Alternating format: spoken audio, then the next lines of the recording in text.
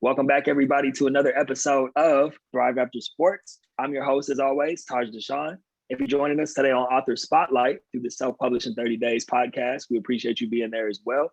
Folks, we got a special treat today. This is someone I've had the pleasure of connecting with. I think it's been a couple of years at this point, but really over the past year, we've been able to work on some exciting things together. I have tremendous respect for this woman.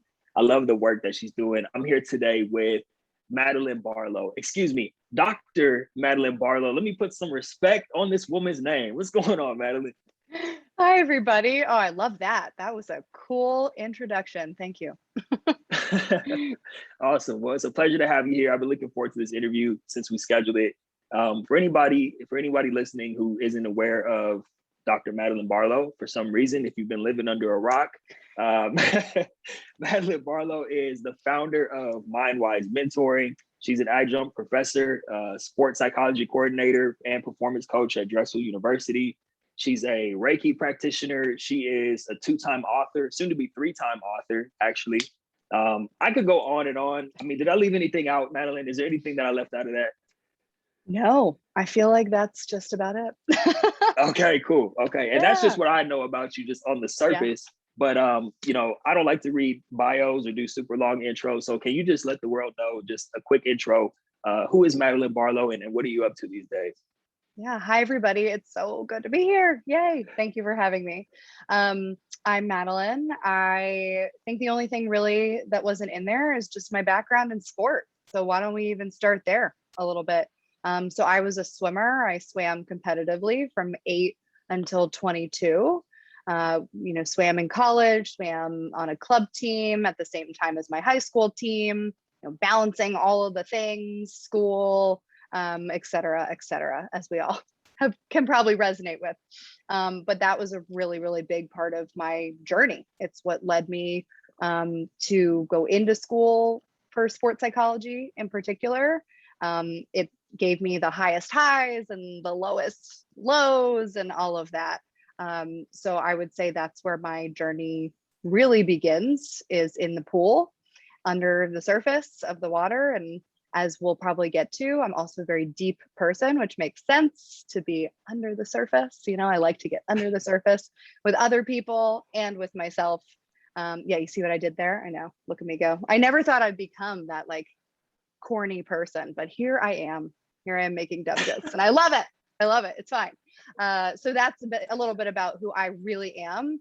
I feel like in the last year alone, I've really come home to myself and I've begun truly embodying who I really am at my core, which is a sensitive human being, which is, like you said, a woman too. That's a really cool thing to embody, especially right now. Being that powerful feminine energy in the world is so important to me. And again, all of it really starts with jumping in the pool and using that experience to learn more and more and more about myself. Right. Yeah. And Madeline, you touched on it just a second ago when you talked about being highly sensitive. And I consider myself a highly sensitive person as well, which we would definitely dive into at some point during this interview. In fact, for anyone who doesn't know, Madeline has a book coming out. It's called The Highly Sensitive Athlete: How to Embody the Magic of Your True Self in and Out of Sport. That is going to be a phenomenal book. I've been itching to read it, but I'm going to wait till I actually get the physical copy in my hands to read it. We will talk about the book as well, but I want to take it back to the beginning of your journey. So being an elite swimmer in college, did you have aspirations to compete in the Olympics, or what was the tail end of your collegiate career like? Sure. So I will say, at my parents' house right now, there is a book that I made in second grade that was called When I Went to the Olympics or something like that. I don't know, or When I Go to the Olympics, right? So I will say at some point I wanted to go to the Olympics, and I'm sure a lot of athletes can resonate with that, and all of our journeys are very different, but that was just the be all end all, or it felt that way.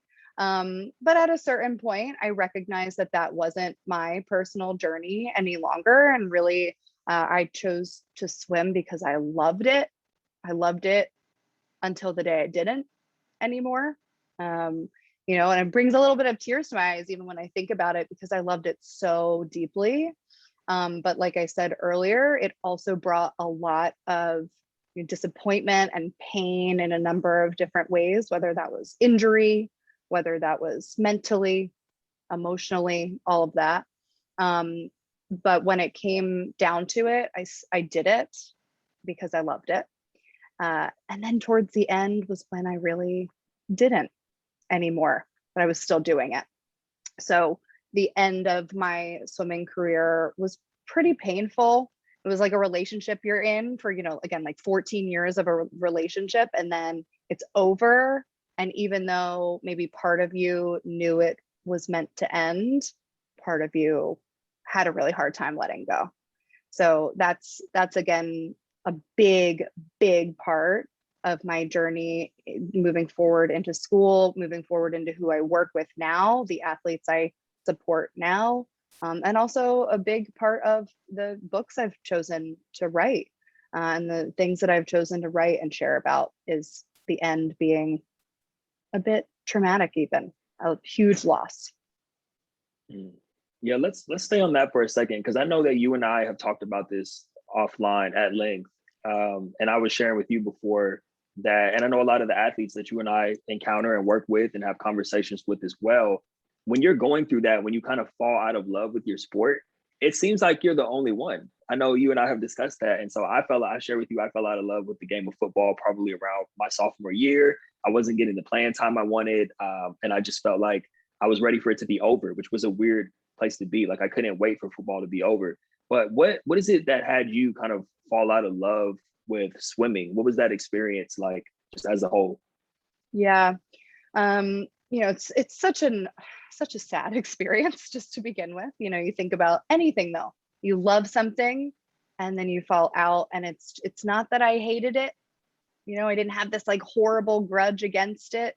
But there were just certain things that were going on that led to me feeling the need to separate. So for me, it actually was the environment that I was in. And I didn't come to realize this truly, maybe until I read or wrote my book.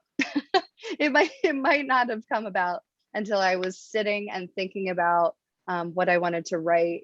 And I recognized that really I gave some of that love and power away to other people in a way, the people in the environment. And I didn't know how to deal with the environment. So we'll get to that again when we talk about the highly sensitive athlete, but I really wasn't sure how to navigate everything that was happening within my teammates, or with my new coaches that I was working with, and just being at a different level. So all of it together was really hard for me. And so I think I started blaming the sport for that. I was like, oh, I hate swimming. It's swimming I don't like anymore. Like swimming brought me that disappointment and things like that. But really, it was in part me allowing my environment to really taint the sport that I loved for so long. So seeing that with clear eyes has been very cathartic, I'd say, to really understand that swimming never hurt me. People did, and it is what it is. And myself, not necessarily taking care of myself while I was swimming. So I'm so sorry to all the pools out there that I blamed for for my sadness. But really, it's come full circle for me to be able to take responsibility for how I felt and my actions, and then also how I navigated the environment that I was in. Yeah, you bring up so many interesting points, and I had a similar experience personally, and I know I'm sharing this, and I wanted to stay on that for a second with you because I know how many athletes or current or former athletes are going to be listening to this, and they'll be able to resonate and know that they're not alone in this. Where I wasn't necessarily blaming football, but I did blame the coaches for so long, even afterwards, for it's the coach's fault that I had this experience, versus looking at if I was equipped or if I had been exposed to tools, which is a lot of the work you do now. If I had been exposed to this type of work and have this understanding of myself, like you said, I would have been able to navigate a little bit better than I did. And so, you had the sort of tail end of your experience, which wasn't so enjoyable, kind of fell out of love with the sport. And then what was the transition, after college like for you? How did you sort of, what was your landing? I use the word landing. Like, what was your experience going into the real world? I'm using air quotes. I landed straight on my face, if we're going to go with that. Okay. Yes. So at the beginning, it was a lot of pushing away that loss, not dealing with the loss by covering it up with other things.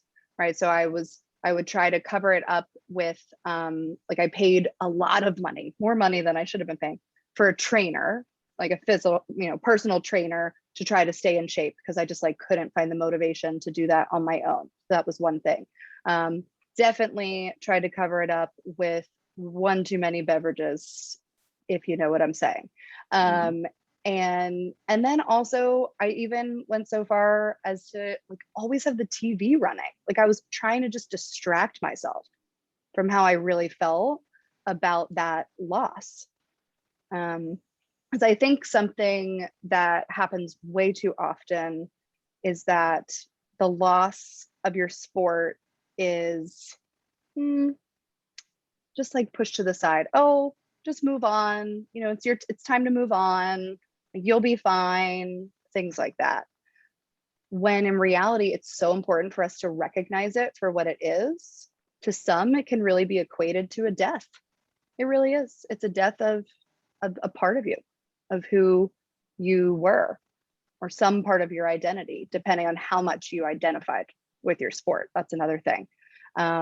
So for me, it took me many, many, many years to actually look that in the face, to acknowledge it, to go inward, to explore that loss so that I could move on in a way that was right for me, instead of just throwing it to the side. So it took a lot of time. I would say I didn't start dealing with it until about 6 or 7 years after the fact. So it was very challenging. And that's why I know it's a part of my purpose now, to help people navigate that time, because you do not have to do it alone. Right. Yeah. And I just want to take a second, take a pause, Madeline, to just acknowledge you and say thank you for actually being vulnerable enough and willing to share that. Even with the one too many drinks. Personally, me, after college, I was drinking a lot too, trying to cover it up and want to deal with it. So I thank you for sharing that with us. And then how did you, once you started to pull yourself out of that place, and like you said, it took about 5 to 6 years for you to start processing and doing what you needed to do to put yourself in position. How did you decide that you were going to dedicate your work and your life to being able to help other athletes? Was it just something that clicked one day, or was it a gradual process? Can you just give us a glimpse behind the scenes how this all came about? Sure. So I went, right out of college into my master's program. So I feel like this is an important part of this process. And in my master's program, for most of it, or at least the first year of it, I really tried to not think about swimming at all. Didn't want to think about it. Again, you just ignored it basically. But then eventually, it came creeping back in, just not missing getting up at 5:30 in the morning to jump in a cold pool, not at all, but missing, what it felt like to be an athlete, to be a part of something bigger than myself, I guess you could say. So that's when I started looking into sports psychology programs in particular, because I knew staying in the psychology realm, staying on the mental side of sport was super important to me. So eventually that led me to go to Temple University, and that was my PhD program in exercise and sports psychology. But at that point, I still didn't think I could touch the transition. I remember my first year, I was like, I can't study that. There's so much bias. That's a horribly, challenging thing for me to even think about for myself. There's no chance I can study that, until I realized I could, until I felt like I had to. Athlete identity was actually the first thing I decided to study. And that in turn eventually led me back to saying, okay, Madeline, like this is what you have to do. You have to research the transition. You need to look into what would help people feel supported in that transition. You know, what are the right resources, or what are the certain things that would be useful for people to understand. And I've always been a person who didn't want to just do research for the heck of it. Like, it had to be able to apply it. Right. And even my professors were like, oh, you can't apply everything. I'm like, yes, I can. Yes, I can. It's going to happen. So I think I was at like a meditation retreat, actually, where we were doing this just very like open awareness type meditation, and it plopped right in for me. Like, I was like, okay, this is what I have to do in my business. This is what my business is meant to be, is helping people in transition into life after sport. So it really did. It was like a quick switch in that moment, but you can see how one thing led to the other when I just leaned in. I leaned in to my interests. I leaned into my own experience. And I leaned into ways that I could truly help and become the person that I didn't have. Yeah, I love that. And I want to talk business for a second, because there are a lot of, as you know, a lot of athletes, I mean, we make great entrepreneurs, you know, which, I mean, we'll talk about that in a little bit too. But I mean, you were already researching, like you said, not that you weren't going to apply it. You made sure you made that a point to tell your professors that. But you were already doing so much in the university setting and researching and, you know, studying. What is it that had you, why was it important for you to be able to branch out and start your own business? Because that's when you decided to start MindWise Mentoring, correct? Yes. Okay. Why was it important for you to branch off and have your own business, for you to be able to operate outside of the university setting, be able to serve in a capacity that was true to you? You know what, that part that you said right there is exactly it. It is true to me. On one hand, I've also always wanted to be my own boss. I've always wanted to do it. I never really thought too much of it, but there's something about really doing it my way, and not in like a, you know, my way or the highway type situation, right? But like, there's just certain things that I was saying this earlier, there's just certain things I know how to do, and I want to do it this way. And I think it's this deep inner trust and inner knowing that is kind of hard to explain, especially even if you think of like working in higher education, everything is like evidence everything. And I'm not saying evidence isn't good, because I literally got a PhD that's research based, right? But it's about like finding the really nice balance, to me, of both, of trusting intuition and our inner wisdom, which I think is something that can get cut off in sport sometimes, because we begin trusting people outside of us, right? We begin trusting or thinking our confidence comes from outside of us, or, you know, we learn things only when we're told by others, things like that, you know, that type of conditioning. And what I wanted to do is help people go inward and rediscover that intuitive voice, that intuitive wisdom, whether it's their body's wisdom telling them what type of, you know, or form of movement they want to be doing. Like, I will never go for a run ever again, probably never, because it's not my jam and it doesn't feel good. But I love going for walks. And it took me 6 years to realize walking is exercise. What? Wild. So wild. And so really finding that balance in my business of, okay, trusting that intuitive knowing, that intuitive wisdom, and bringing in all of the, you know, evidence-based practices that I have learned, combining them. And it's just made so much sense to be able to do that in my own time, in my own way, in my own business. Yeah, I love that. And then, you know, you're already doing this great work. You start your business and you're already serving the athlete community. Every time I look up, you're in a different panel, or you're speaking somewhere else, or you're on a different podcast, or you're putting out a piece of content that is super impactful. And then along comes the book, the first book, the first of three, Highly Sensitive Athlete. Can you just talk a little bit about, number one, well, I definitely want to get into the title. There's a whole world that we're going to get into, why it's called The Highly Sensitive Athlete. But why was it important for you? Why was it put on your heart to be able to write a book? And how did that whole process come about? I've always wanted to write a book my whole life. It's just been something I've wanted to do. I don't remember when I first felt that way, but I've always loved reading. I've always loved the act of writing. But probably was my favorite subject growing up, and came really naturally to me. I didn't have to try that hard when I was writing. It just was, it just came out, it just flowed out. So that's a big, big part of why I wanted to write a book. I did notice when I was finishing up my PhD that research writing was getting hard. It was feeling a bit restrictive, I guess you could say. While I appreciate it, and I'm so glad I had those experiences and it taught me so much, I wanted to write in a much more open way, a more flowy, again, intuitive way. And so writing a book has really allowed me to do that. And I hope I can write many, many more, because it's just really fun. It's a really fun process for me. Because what I'll do is I'll just sit down and I'll write a whole chapter in 2 hours, because it just flows out, and that's it. And it's written, which is very cool.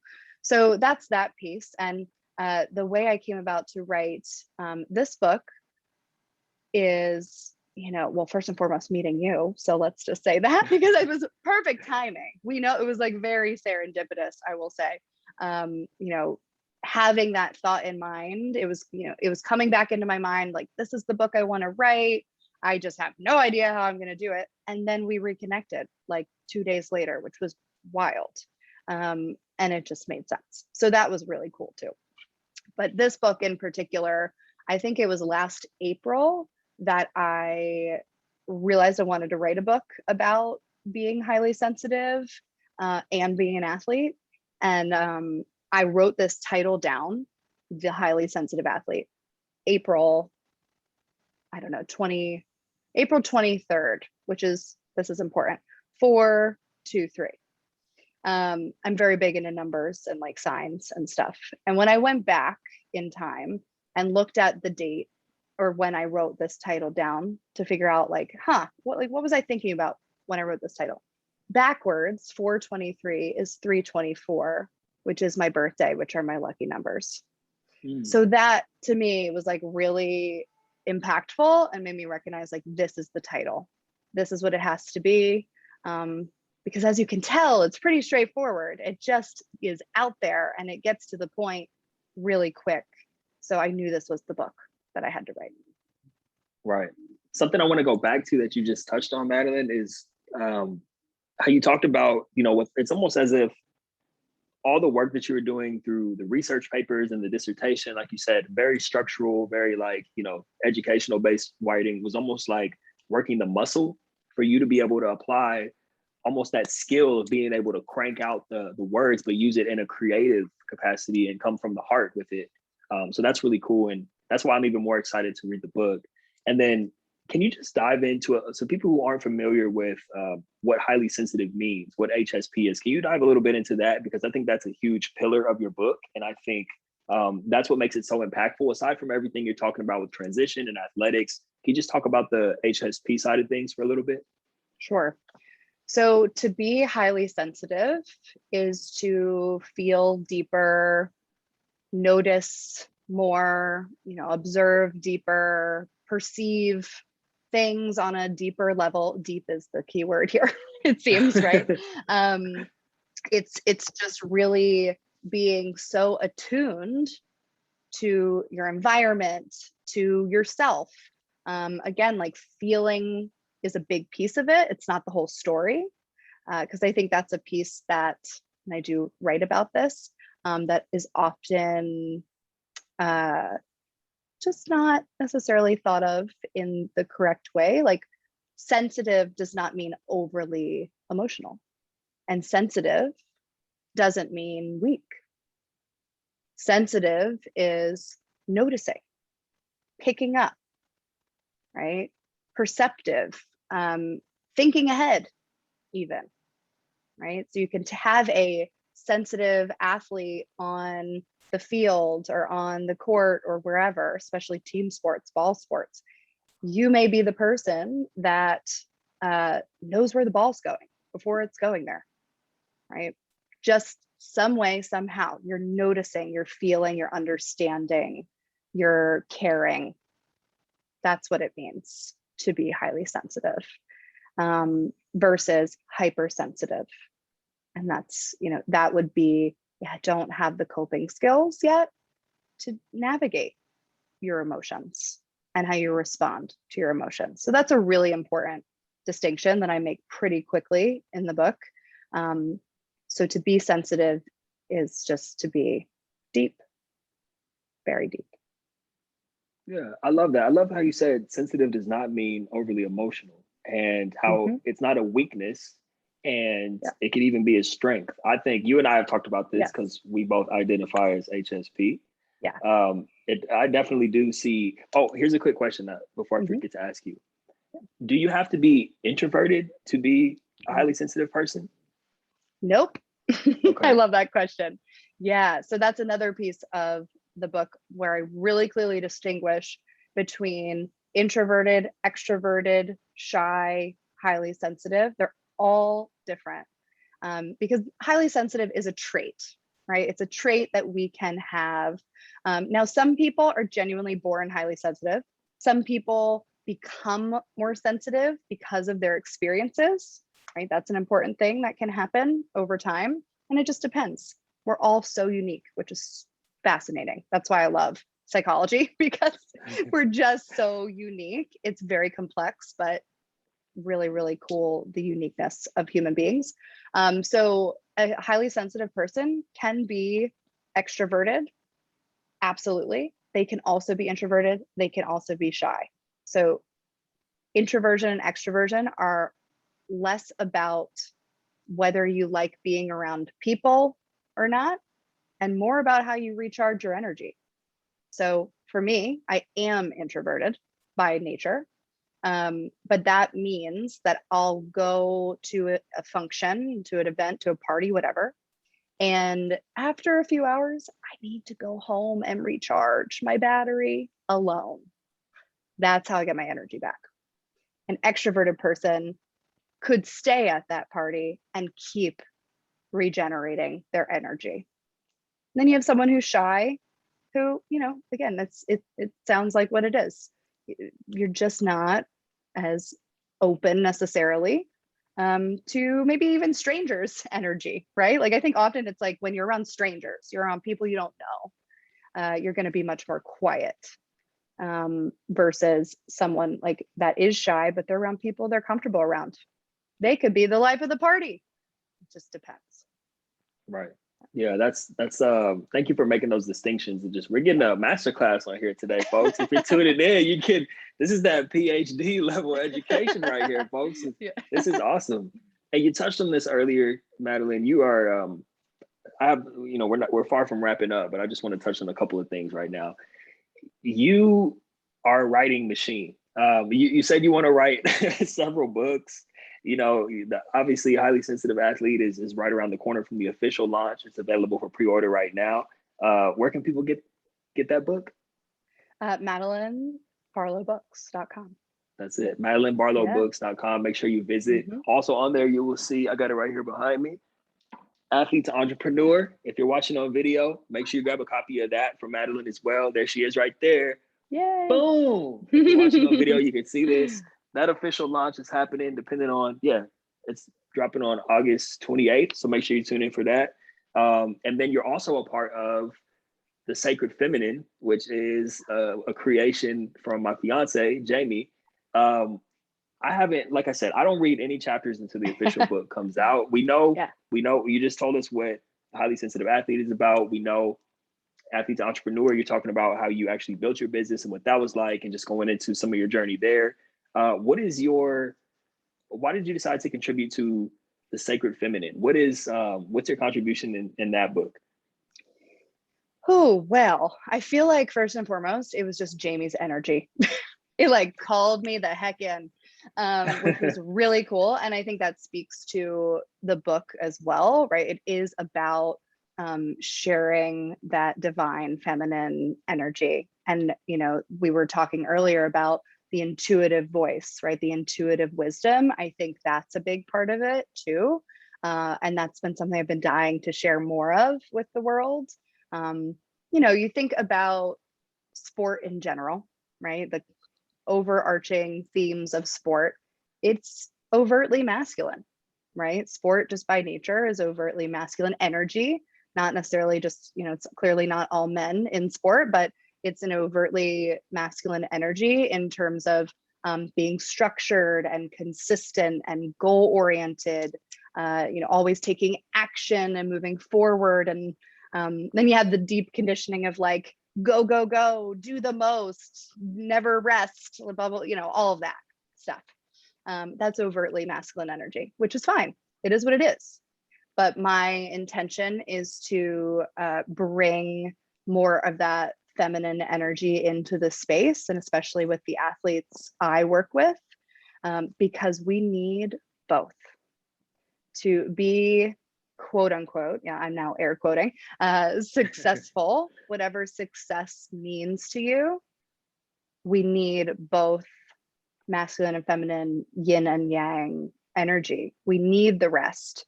We need intuition. We need to find stillness so that way we can access whatever it is that's within us that's meant to be expressed.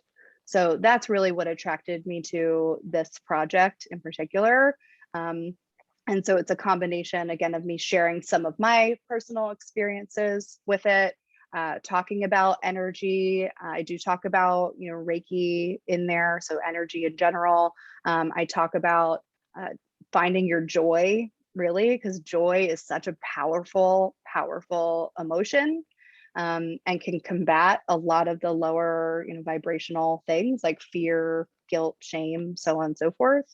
And really being able to let people know, might seem out of left field, but it's really not, that it's okay to change your mind. You know, when your interests change, or when your path feels like it's changing, whether that's in sport or in life after sport, it's okay to follow the new path.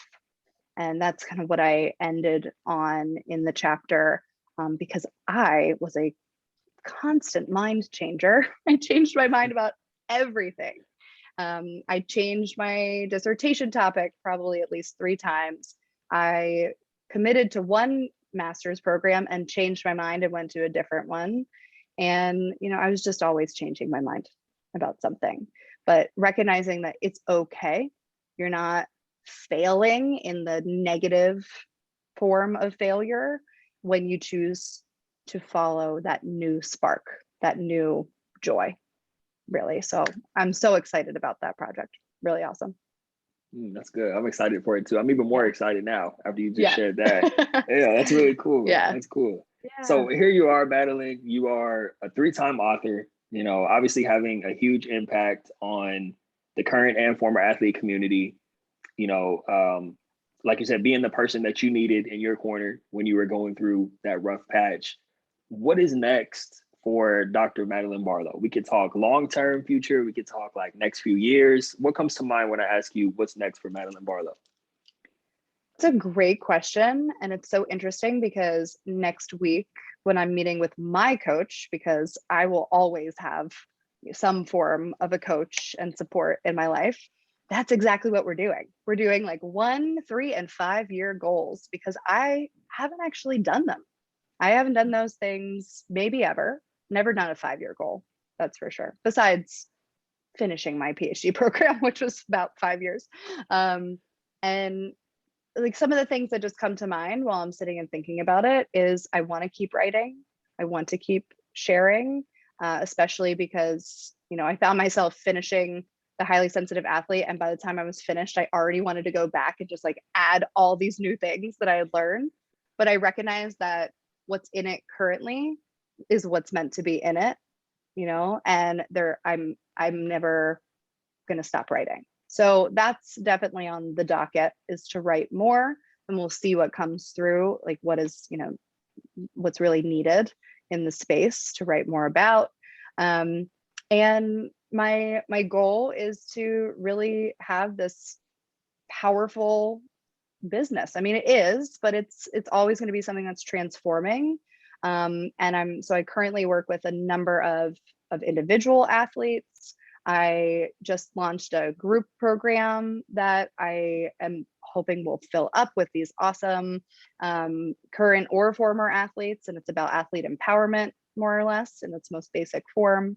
Kind of how you were talking about recognizing if we placed blame like on coaches or people outside of ourselves, how I was talking about that as well. It's about learning to go inward, enhance your own inner light, really.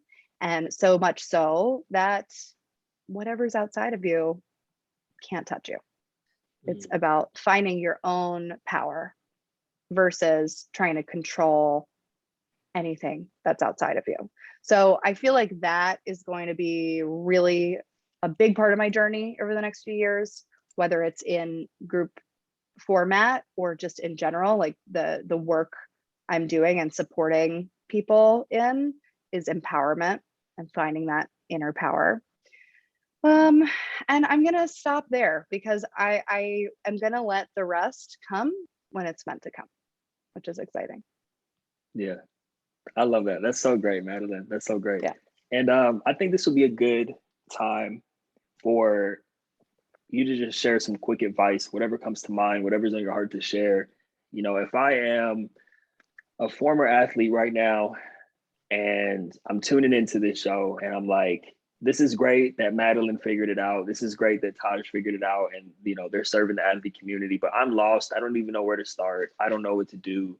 I know, this is the scope of your entire work. So it's tough to do it in a short period of time. But just quick advice for anyone who's tuning in right now. What would you share to that athlete who's tuning in right now, who just feels lost and they're struggling, trying to figure out who they are without their sport? Sure. So as an athlete, you've done so much. There's been so much that athletes have accomplished or will accomplish. They've had to be brave, really brave. I will never forget the times I had to step up on the block knowing I was about to do something that was going to hurt a lot. The 400 IM was one of my favorite events, which was just, for anyone that does know what it is and those who don't, it's painful. We're just going to leave it at that. Okay. But I chose to do it anyways. And that took a lot of bravery. It took a lot of bravery to, acknowledge my limitations when I had a shoulder injury and, be able to say, okay, I'm not ready to go back. I can't do that right now, in the face of people saying, you're fine. Like, let's go, get back on the field, get back in the pool. There's just so many instances where athletes are choosing to be brave. And that to me is strength, not, pushing through pain.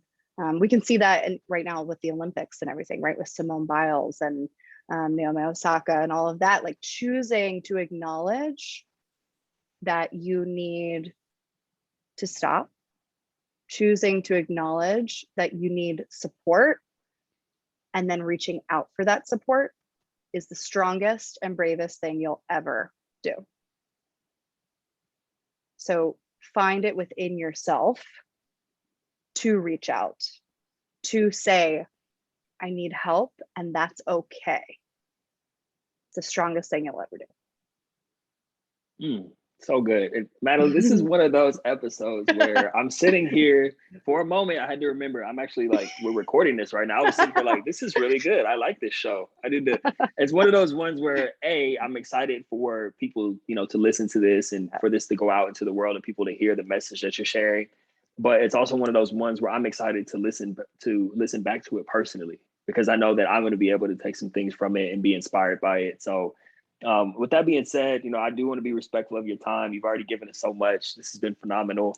Before we get out of here, Madeline, please tell people, if people want to work with you, if people want to grab the books, what's the best way for people to get in touch with you and to follow your journey and all the great things you're up to? Awesome. So one of the best places is definitely Instagram for people that have Instagram, which is at MindWise Mentor. I have, the classic link in bio situation that everyone's probably sick of hearing. People be like, oh, go to my link in bio, right? But it is what it is. That's where the stuff is. It's where the good stuff is. So, but you could also go to my website, which is mindwisementor.com if you would prefer that, and fill out any interests forms. I have an interest form for my one-on-one program. Currently, if you're listening to it when this is coming out, I have 2 spaces available to work with people one-on-one. But that's constantly changing. People are going in and out, so I almost always will have a spot for you if you're looking for support. As I mentioned, that group program, there's an interest form for that if you want to learn more or you want to chat with me about what that could look like. And I also do, things like, again, Reiki energy healing one-on-one with people. I do what's called human design. It's a roadmap that literally describes your inner compass and your inner decision maker and all these fun things. So that's something you can order as well. And then otherwise, my books, MadelineBarlow.com. And as of this morning, it was actually uploaded to Amazon. So we're almost there. It's happening, which is so exciting. There. One step away. That is so exciting. Exactly. It's so exciting. Well, and folks, we will have all of that in the show notes. So make sure you just go down there and check out all the links to be able to connect with Madeline. Madeline, before we wrap up, I just want to say thank you for your time today, number one. But more importantly, thank you for the work that you do. It's an inspiration. I'm just grateful to have connected with you when we did. And like you said, it was divine timing. And also, I'm just grateful to call you a friend and a teammate in this journey that we're on to serve the athlete community. And it's just a pleasure to have connected with you. And I'm grateful for not only all the work you do, but just who you are as a human being. So sending you much love today. And I just want to thank you again for coming on and sharing on Thrive After Sports and Author Spotlight. Hey, thank you so much for having me. So awesome. Awesome. All right, everybody. This has been another great episode of Thrive After Sports and Author Spotlight on the Self-Publishing 30 Days podcast with the Dr. Madeline Barlow. Make sure you check those show notes and tap in with all the great work she's doing. We'll see you next time, folks. Thanks again, Madeline.